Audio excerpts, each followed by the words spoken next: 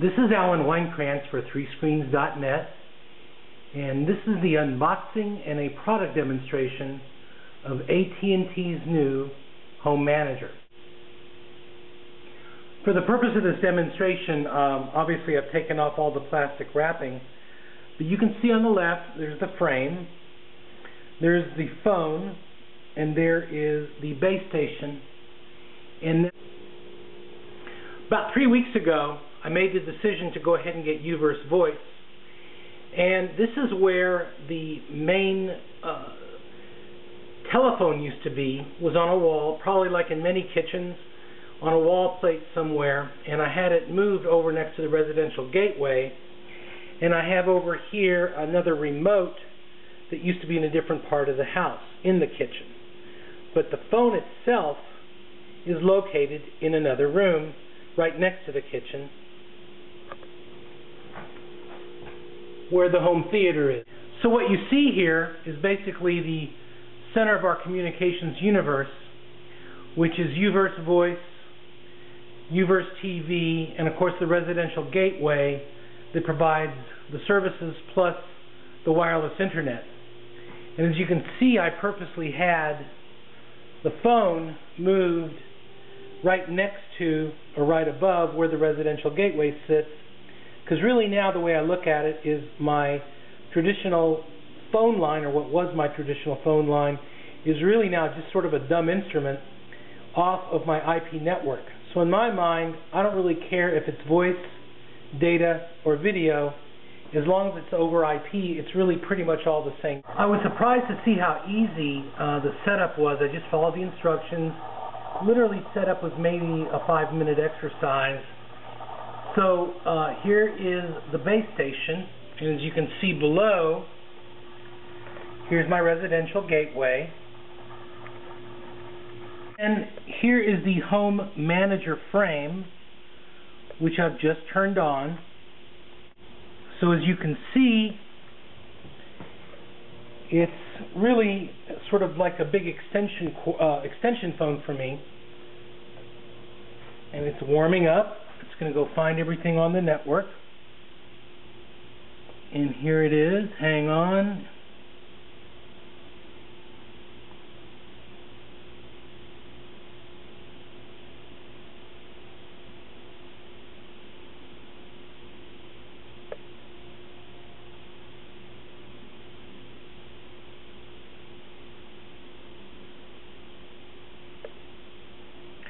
So now the connection is complete.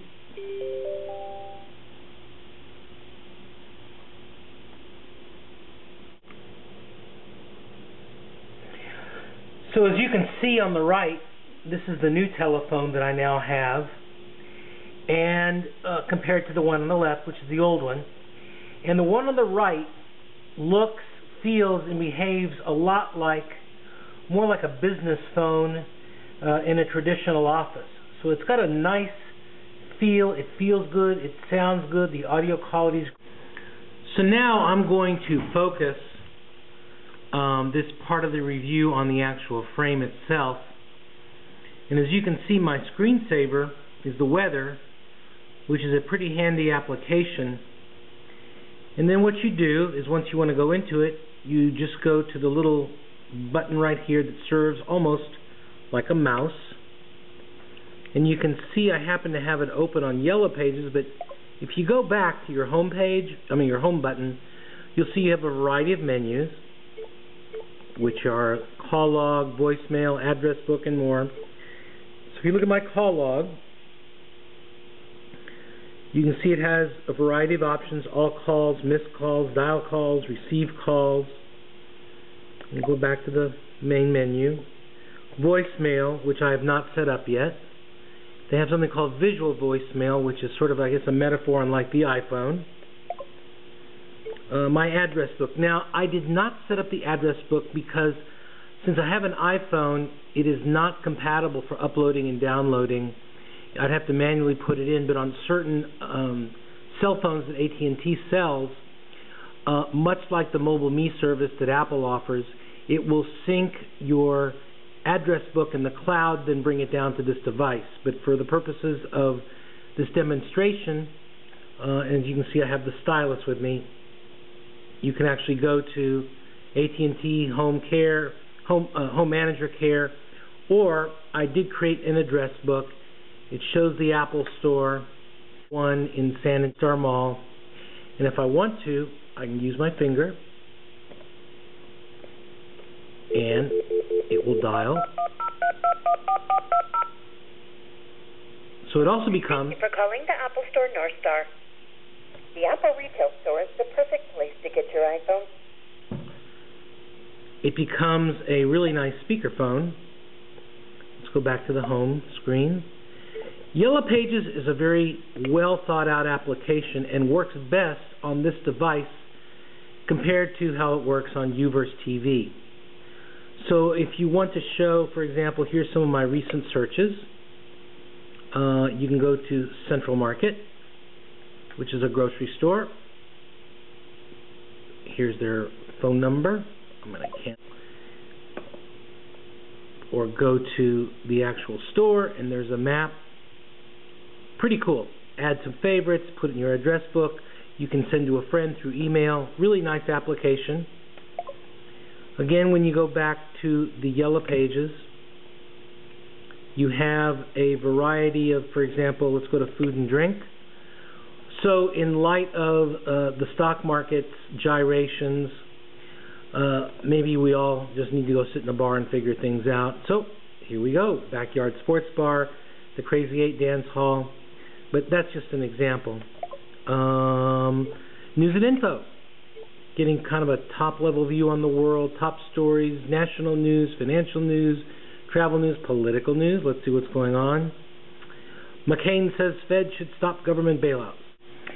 So this is the menu on the handset, and you can see in some ways it matches the menu on the frame. Oh, went a little dark. There we go. Okay. So you've got a similar menu, and it matches. You notice before I called the Apple Store, so it matches the data that's stored on the frame. So let's go to voicemail. Again, I have not set it up, but you certainly can. And your address book with my address book, and there's the Apple Store that we had called. So it's really a nice device.